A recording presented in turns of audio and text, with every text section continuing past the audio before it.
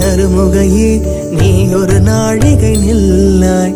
செங்கனி ஊறிய வாய் திறந்து நீ ஒரு திருமொழி சொல்லாய். அற்றை திங்கள நிலவில் நெற்றி தரள நீர் வடிய